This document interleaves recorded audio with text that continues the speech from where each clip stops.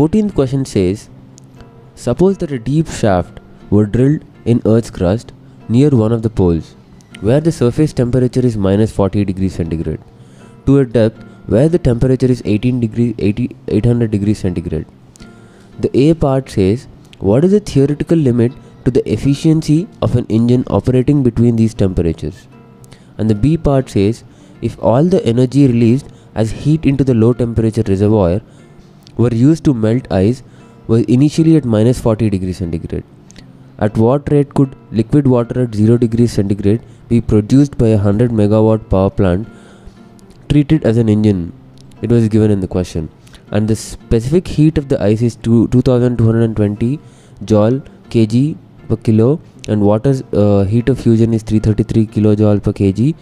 And it is also given that, note that the engine can operate only between 0 degrees centigrade and 800 degrees centigrade in this case, and energy exhausted at minus 40 degrees centigrade cannot warm anything above minus 40 degrees centigrade. Can you please explain us how to solve this question? तो इस question में सबसे पहले हम visualise करते हैं इस question में गिवन क्या है. हमें गिवन है कि इनिशियल जो ऊपर का जो टेम्परेचर था वो था माइनस 40 डिग्री सेल्सियस.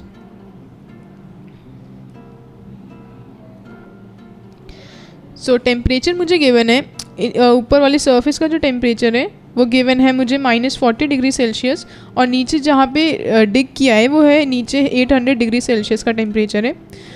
तो अगर मुझे बोला है कि हायर टेम्परेचर TH गिवन है और लोअर टेम्परेचर TL गिवन है, तो theoretically maximum efficiency of the engine उसका फॉर्मूला होता है TH minus TL divided by TH. इसमें हम वैल्यूज़ पुट करेंगे तो हम इसमें this is TH, this is TH, this is TL. हम वैल्यूज़ जब पुट करेंगे तो हम लिखेंगे 800 plus 40 kelvin divided by TH. Difference तो हमेशा सेल्सियस में और केल्विन में इक्वली होता है, बट TH का वैल्यू हमें केल्विन में ही पुट करना है. तो higher temperature is equals to 800 degree Celsius plus 273, तो ये हो गया केल्विन में. इससे आंसर आएगा 0.78. इसका मतलब हम कह सकते हैं कि efficiency will be equals to like 78%. वह इंजन 78% एफिशिएंट होगा. ये था हमारा फर्स्ट पार्ट. सेकेंड पार्ट, हमें पता है कि एफिशिएंसी का वैल्यू होती है TH minus TL divided by TH, जो हमने पिछली बार यूज़ किया था आंसर निकालने के लिए. अब मुझे पता है कि एफिशिएंसी का वैल्यू जो होती है वो होती है net output divided by net input. और जब हमने बेसिक फार्मूला जहाँ से हमने स्टार्ट किया था डिराइव करने के लिए एफिशिएंसी की फाइनल फार्मूला, तो उसके लिए हमने बोला था कि efficiency will be equals to modulus of W by modulus of QH. ठीक है, तो इसका मतलब अब इसमें जो QH जो होता है वो होता है QL प्लस W. अब हम इसी को इसमें सब्सटीट्यूट करेंगे तो मेरे पास आ जाएगा modulus of W divided by QH which is equals to modulus of QL plus W.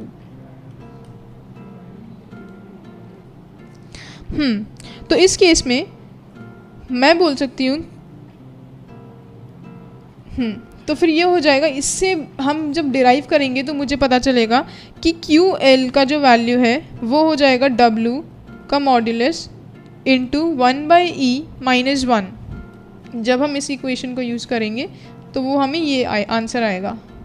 ठीक है, लेकिन हमें पता है कि एफिशिएंसी की value TH minus TL divided by TH होती है. तो जब मैं ये एफिशिएंसी यहाँ पे पुट करूँगी तो मुझे फाइनली आंसर मिलेगा QL का modulus will be equals to W into TL divided by TH minus TL. अब क्वेश्चन के हिसाब से हमें ये बोला है कि ये सारी energy is use to melt the ice that was initially at minus 40 degree Celsius. तो अब हम ये बोलेंगे कि ये सारी एनर्जी है, ये वाली एनर्जी रिलीज़ होगी. अब ये सारी एनर्जी आइस को मेल्ट करने में यूज़ हो गई है. अब आइस का मेल्टिंग प्रोसेस क्या होगा? Ice initially minus 40 degree Celsius पे थी. सबसे पहले वो 0 डिग्री सेल्सियस पे आइस में कन्वर्ट होगी और फिर ये वाली आइस 0 डिग्री सेल्सियस वाटर में कन्वर्ट होगा. ठीक है, तो अब इसके हिसाब से ये वाला पूरा प्रोसेस ब्रेक कर दिया हमने प्रोसेस 1 में और प्रोसेस 2 में।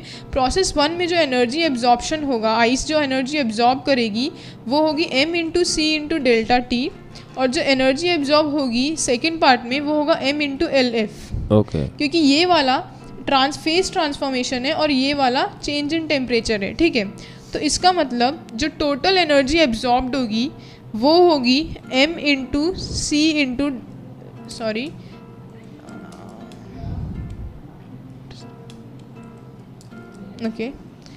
m into C into delta T plus m into L F, that is equals to m into C into T F minus T I plus m into L F. और ये सारी energy is equals to जो हमने energy release करी थी जो कि ये थी मॉड्यूलस ऑफ क्यू एल, जो था W into T L divided by T H minus T L, ठीक है। अब इससे हमें फाइनल आंसर में D M by D T का वैल्यू निकालना है, जो कि क्वेश्चन में पूछा है। क्वेश्चन में D M by D T का वैल्यू पूछा था। तो अब हम इसको डिफ्रेंशिएट करेंगे, इस पूरी इक्वेशन को डिफ्रेंशिएट करेंगे with respect to D T.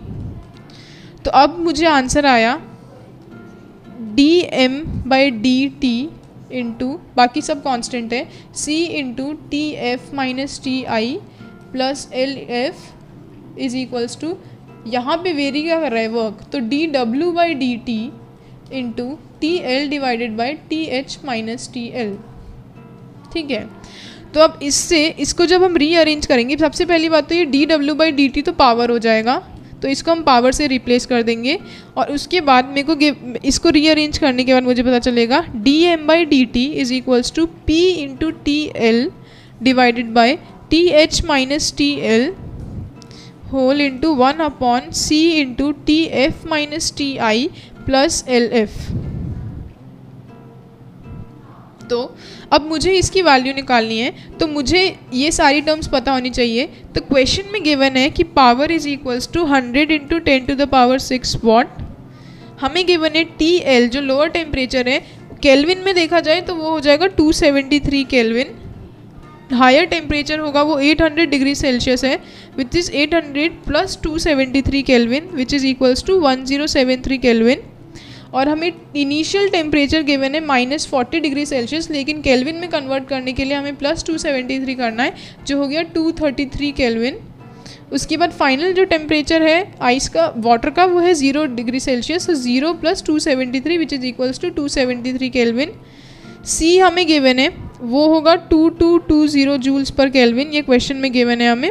और लेटेंट हीट ऑफ फ्यूजन हमें गिवन होगा वो होगा 333 into 10 to the power 3 joules पर केजी केल्विन। इन सभी वैल्यूज़ को जब आप इन फॉर्मूले में पुट करोगे तो फाइनली आंसर आ जाएगा 82 kg पर सेकेंड।